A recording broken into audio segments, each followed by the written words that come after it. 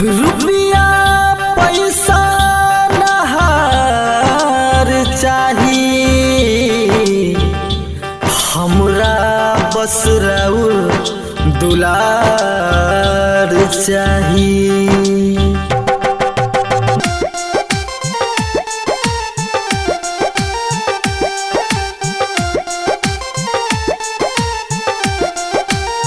ए राजा जी आई है ने फेरी गौरवटिया ऐसे ना बिताई खाली खाली जरूरतिया खाली छुए के मन बौरावतानी जी काहे खातिर हमके तरपावतानी जी काहे खातिर हमके तरपावतानी जी।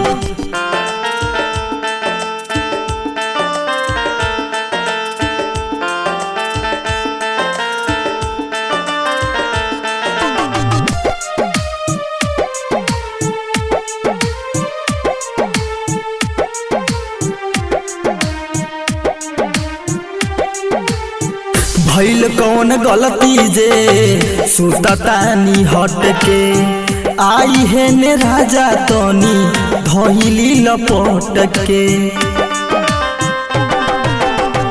भइल कौन गलती जे सुततानी हट के आई है ने राजा तनी धइली लपट के। 16 बरिस के चढ़ल जवानी लेके यही सुनली तोर दीही पोल में आज गिराई दीही बिजली झूठे मूठे के बात में भुलावतानी जी काहे खातिर हमके तरपावतानी जी काहे खातिर हमके तरपावतानी जी।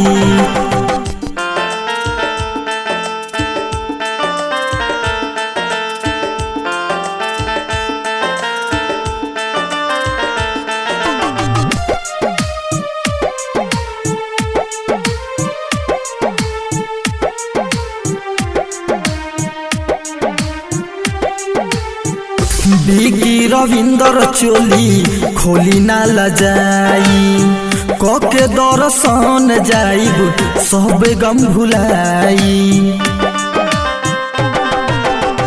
बिगी पुरुषोत्तम चोली खोली ना लजाई कके दर्शन जाइब सभे गम भुलाई।